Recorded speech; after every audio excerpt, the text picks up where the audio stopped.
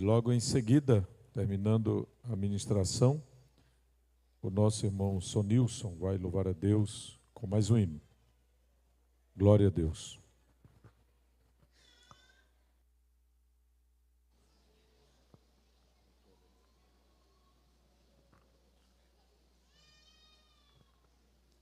Queridos, a paz do Senhor, glória a Deus. É bom estarmos esta noite aqui, adorando a Deus, servindo ao Senhor e também tendo o privilégio de ouvirmos a palavra do Senhor nosso Deus mais uma vez, a santa palavra de Deus. Eu quero trazer uma breve mensagem. Eu quero que você abra em 1 Tessalonicenses capítulo 4.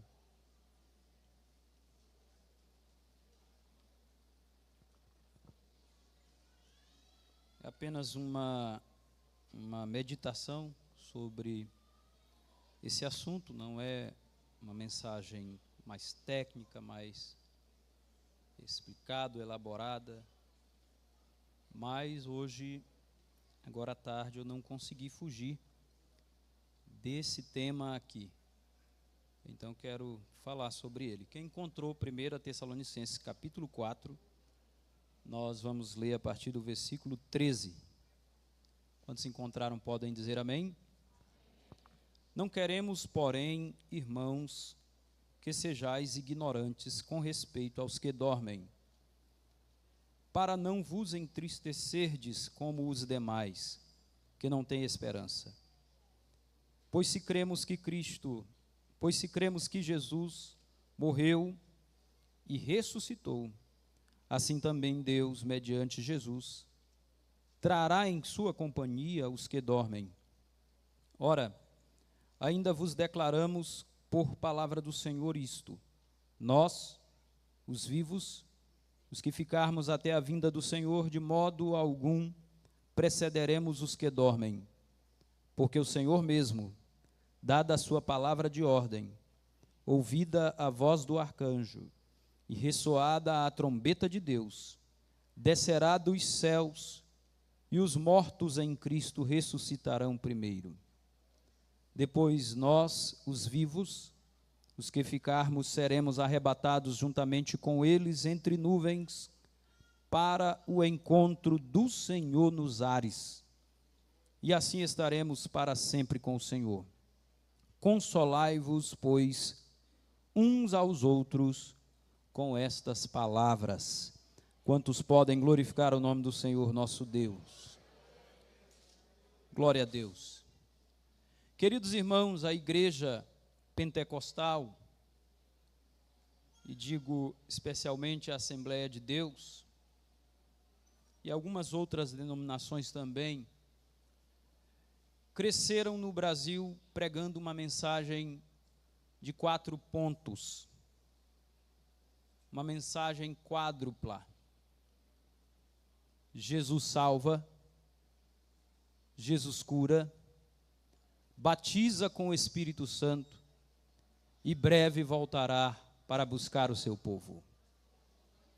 Jesus salva, Jesus cura, batiza com o Espírito Santo e breve voltará para buscar o seu povo. A igreja pentecostal é marcada por uma forte ênfase em uma pregação apocalíptica e que especialmente aponta para a segunda vinda de Cristo e de maneira mais enfática o arrebatamento. Queridos irmãos, de fato, o crente é convidado a viver neste mundo pensando no céu. Porém, alguém já advertiu que não devemos estar tão envolvidos com o céu, a ponto de nos tornarmos inúteis para a terra. Leonard Ravenhill foi um profeta e as suas palavras ecoam hoje. De fato, alguém já advertiu que não devemos estar tão envolvidos com o céu a ponto de sermos inúteis para a terra. Mas diz Ravenhill, se há um problema que esta geração enfrenta, não é esse. A verdade nua e crua é que estamos, muitas vezes, tão envolvidos com a terra, a ponto de nos tornarmos pouco úteis para o reino dos céus. O crente é convidado a viver aqui, mas com a expectativa voltada para ali. O crente é convidado, é convocado por Deus a pensar no céu.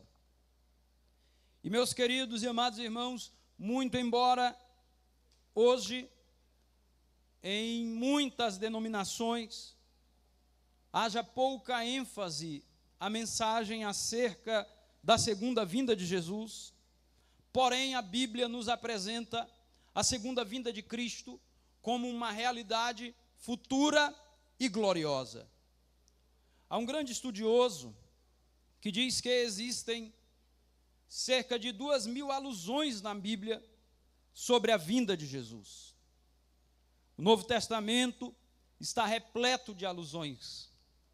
De fato, queridos, a Bíblia apresenta a segunda vinda de Cristo como uma realidade. Jesus confirmou que voltaria.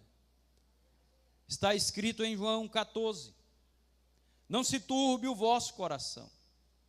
Crede em Deus, crede também em mim. Na casa de meu Pai há muitas moradas. Se não fora assim, eu não vou-lo teria dito, pois vou vos preparar lugar. E quando eu for e vos preparar lugar, voltarei outra vez e vos levarei para mim mesmo, para que onde eu estiver, estejais vós também. Os apóstolos afirmaram que Jesus voltaria. Paulo escreve aos Coríntios dizendo: porque assim como todos morrem em Adão, assim também todos serão vivificados em Cristo. Vivificados em Cristo, aqueles que creem e permanecem fiéis em sua fé. Ele diz: cada um por sua ordem. Cristo as primícias, depois os que são de Cristo na sua vinda. 1 Coríntios capítulo 1, versículo 7 diz: de maneira que nenhum dom vos falte, esperando a manifestação do nosso Senhor Jesus Cristo. Jesus voltará. Queridos irmãos, ao olharmos para as Escrituras, nós somos de fato convencidos.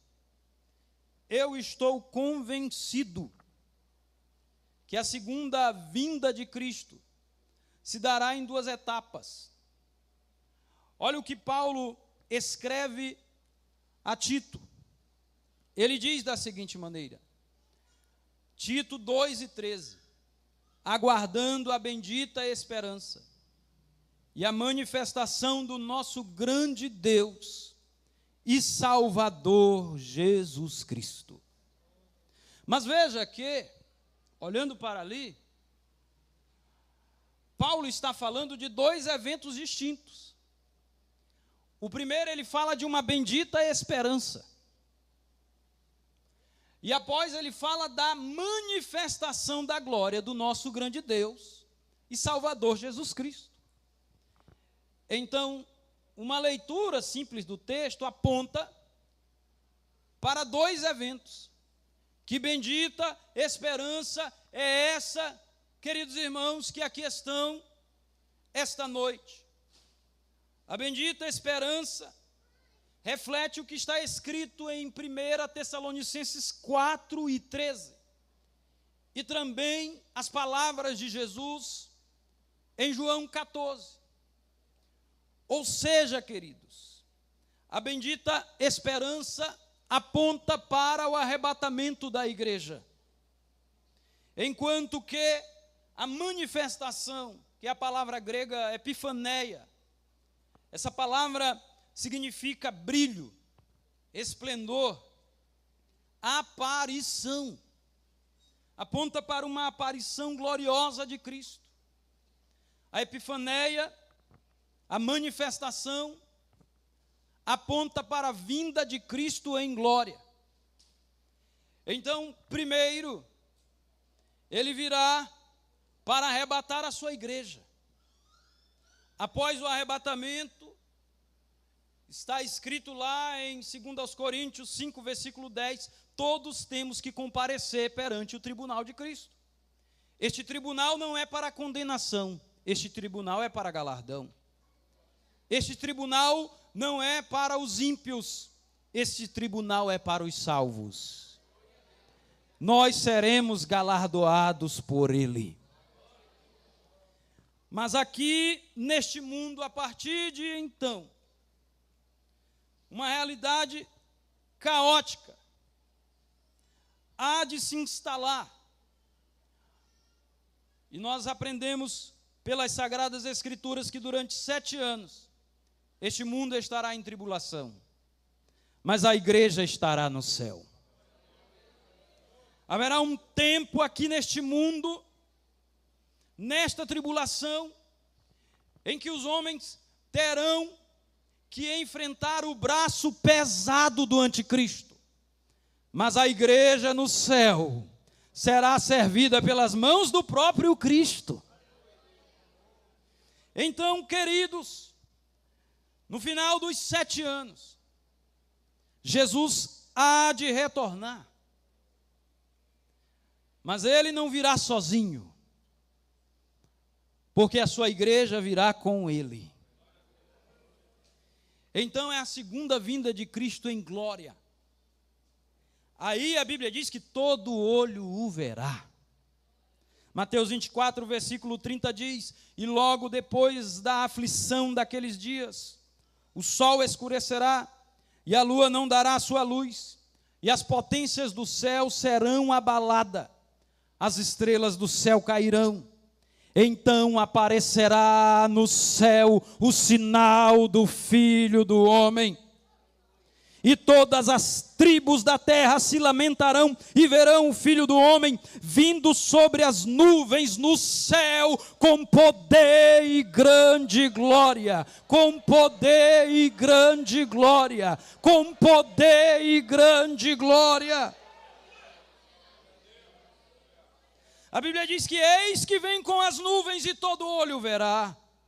Até mesmo os que o transpassaram e todas as tribos da terra se lamentarão sobre ele, sim, amém. Então ele vem em 2 etapas. A primeira, visível à igreja, porque nós o encontraremos nos ares, mas invisível ao mundo.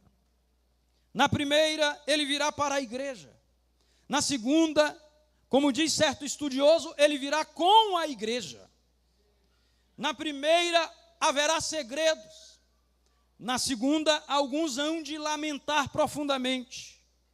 Na primeira, ele virá como resgatador da igreja para nos arrancar deste mundo, porque a ira de Deus será derramada neste mundo. Mas na segunda, ele virá como grande rei para implantar o seu reinado milenial. Na primeira, ele virá e nós o encontraremos nos ares. Mas na segunda, conforme a palavra de Deus nos diz, ele vai pisar o Monte das Oliveiras. Diz o pastor Napoleão que a lei de Moisés foi dada num monte. O primeiro sermão de Jesus num monte. Jesus foi crucificado em um monte. Foi assunto aos céus a partir de um monte. E a sua volta em glória será sobre o Monte das Oliveiras, cumprindo a profecia de Cantares, que diz que ele vem saltando pelos montes. Ele vem saltando pelos montes. Só quem tem essa esperança gloriosa. Todas as instituições meramente humanas, todas as instituições meramente humanas estão destinadas a passar por 3 fases distintas. A primeira é o início, o começo. A segunda chama-se de apogeu, é o momento de maior glória. quer seja um império, uma grande empresa, qualquer instituição. Mas existe a terceira, que todas as instituições meramente humanas hão de passar, que é o declínio. Onde estão os grandes monarcas? Onde estão os grandes reis? Onde estão os grandes impérios? Onde está o Império Bizantino? Onde está o Império Grego? Onde está o Império Romano? Onde estão os grandes intelectuais, os grandes líderes religiosos? Todos sucumbiram ante o declínio. É a palavra final para qualquer instituição, o declínio. Mas eu conheço uma instituição que ela não é meramente humana. Ela tem sim um começo. Ela tem um apogeu. Mas ela não tem declínio, porque tem um destino glorioso. Quem conhece? Quem conhece? Quem conhece? Quem conhece? Quem conhece? Quem aqui conhece? Quem faz parte dessa instituição que não verá o declínio? Os impérios passam, os governos passam, mas a igreja de Jesus permanece. Porque a igreja tem um destino glorioso, a igreja tem um destino glorioso, a igreja tem um destino glorioso. A nossa história começa aqui, mas o nosso apogeu está reservado ali. Oh, glória para Jesus. Oh, glória para Jesus. Oh, glória para Jesus.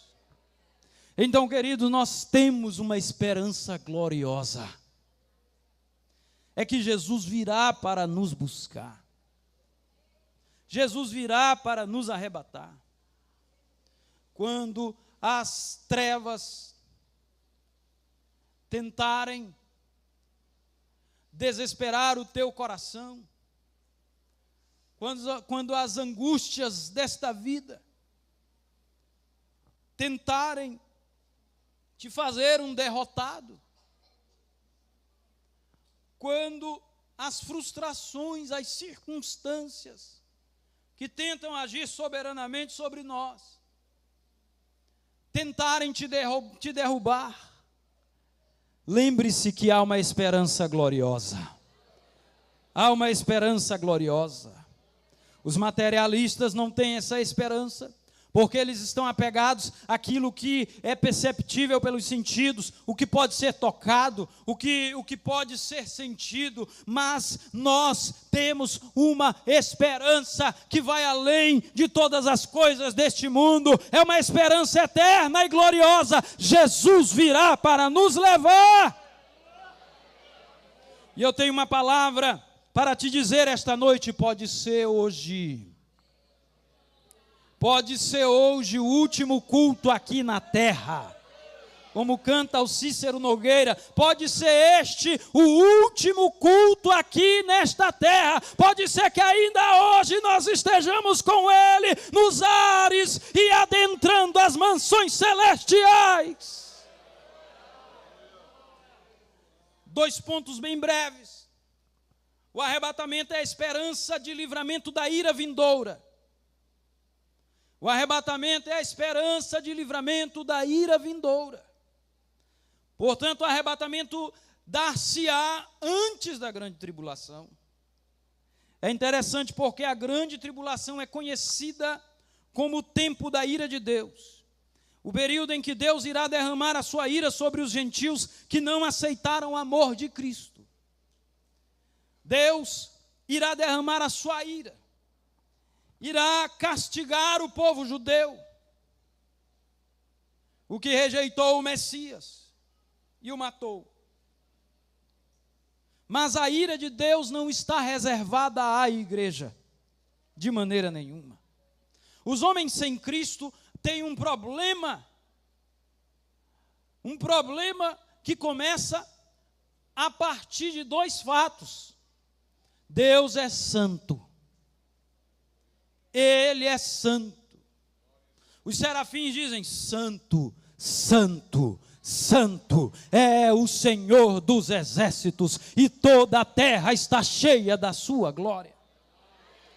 Deus é santo, absolutamente perfeito em seu caráter. Mas Ele também é justo, ou seja, Ele age de acordo com a sua santidade. Então Ele tem que punir não apenas o pecado, mas também o pecador, porque o pecado e o pecador estão entranhados, estão enraizados.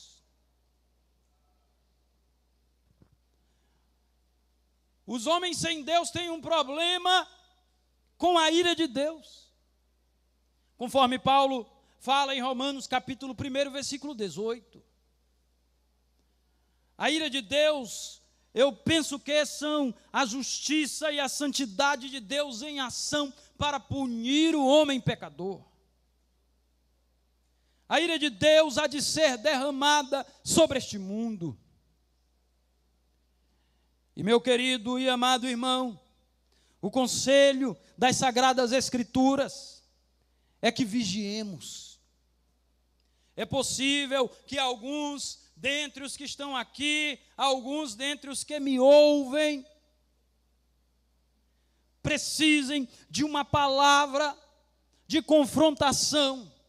É tempo de vigiarmos, porque o noivo está vindo. O noivo vem, o noivo vem. A ira dele será derramada sobre este mundo, a ira de Deus. Mas a Bíblia diz em 1 Tessalonicenses 1:10, para guardar dos céus o seu Filho, a quem ele ressuscitou dentre os mortos, Jesus, que nos livra da ira vindoura. Ele nos livra da ira que há de vir sobre este mundo. É interessante que está escrito, irmãos, Apocalipse 3:10, porque guardaste a palavra da minha perseverança, também eu te guardarei da hora da provação que há de vir sobre este mundo, sobre o mundo inteiro, para experimentar os que habitam na terra. Agora é interessante que Jesus está dizendo, não somente para a igreja de Filadélfia, mas para a igreja em todos os tempos. Jesus está dizendo o seguinte: Ele não está dizendo, eu te livrarei na hora. Ele não está dizendo, eu te livrarei na hora da provação. Ele está dizendo, eu te livrarei da hora. A igreja não entra na provação, na tribulação. Os nossos mestres aqui, o pastor Raifran, o irmão João Evangelista, o pastor Rafael, sabem que aquele termo dá é o termo grego ek. Nas nossas Bíblias está traduzido por dar. É uma preposição, né?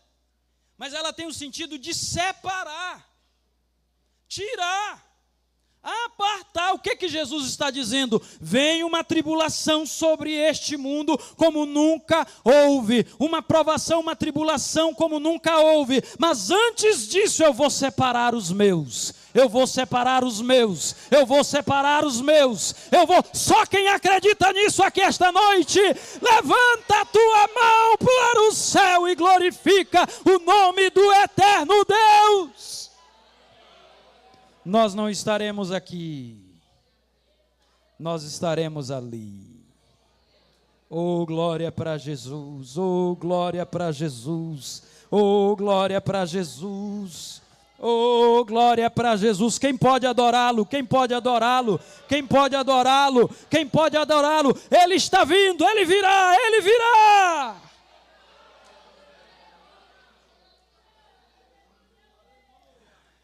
Irmãos, eu gosto dos crentes. Antes de eu ser crente, eu já gostava de crente. Eu morei nessa cidade aqui uns 3 anos, acho que dos meus 7 até os meus 10 anos. Aí quando eu cheguei aqui, para todo lado eu via crente nessa cidade. Aí eu dizia para minha mãe, a minha mãe conta algumas histórias. Eu dizia para minha mãe, nós morávamos ali no Jardim Brasília. Eu dizia, mãe, eu quero ser crente, eu quero ser crente, eu quero ser crente, eu quero ser crente. A minha mãe dizia que quando começava algum culto, eu puxava ela e dizia, mãe, vamos ali, tem um culto ali, tem uns crentes ali. Vamos ouvir, mãe, vamos ficar bem ali na esquina. E até hoje, graças a Deus, eu continuo gostando dos crentes. E eu oro que permaneça. Mas, irmãos, o que mais, uma das coisas que chama a atenção no crente, é que ele pode ser simples, ele pode ser humilde, mas ele tem uma certeza gloriosa no seu coração. Oh, glória para Jesus. Oh, glória para Jesus.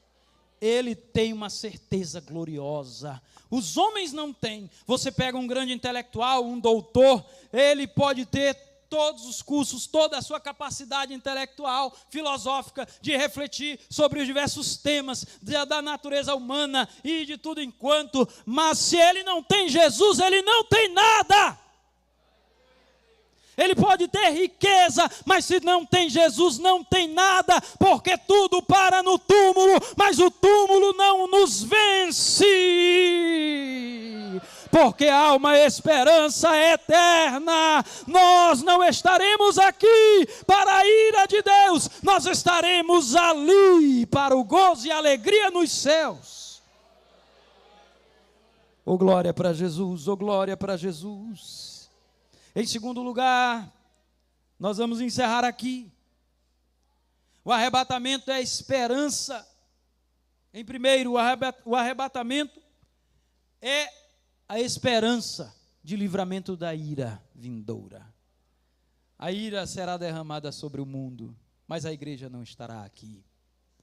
Mas em segundo lugar, o arrebatamento é a esperança de ressurreição para os que se foram e transformação do corpo para os que estão vivos em Cristo Jesus. Oh, glória para Jesus. É o texto que nós lemos. Os mortos em Cristo vão ressuscitar primeiro. Aleluia. Eles podem até ter ido primeiro do que nós. Eles foram primeiro do que nós. E na ordem que Paulo apresenta, também vão ressuscitar primeiro na hora do arrebatamento. Mas nós não seremos deixados, porque nós teremos o nosso corpo transformado. Oh, glória! Oh, glória! Um dia uma irmã, lá em Bacabal ainda estava uma irmã, estava dando um estudo sobre esse assunto, chegou, pastor, como será o corpo transformado? Como será o corpo glorioso? Ela era um pouco fortinha. Aí ela disse, quando for o arrebatamento eu vou continuar neste corpo aqui. E o senhor vai continuar nesse corpinho aí? Eu disse, irmã, eu só sei de uma coisa. Nós teremos um corpo glorioso. E essa é a nossa esperança. Paulo escreveu isso porque o mundo pagão estava em tristeza. Uma tristeza contínua. E está um desespero. Por exemplo, os gnósticos negam a ressurreição do corpo. Os epicureus afirmavam que a morte põe fim à existência. Alguém disse, uma vez que o homem morre, não há ressurreição. Tudo da filosofia. Cátulo chegou a dizer, quando nossa breve luz se extingue, há uma noite perpétua em que devemos dormir. Teócrito disse, a esperança para aqueles que estão vivos, mas os que morrem estão sem esperança. Mas Jesus disse, eu sou a ressurreição e a vida, quem crê em mim, ainda depois de morto, viverá.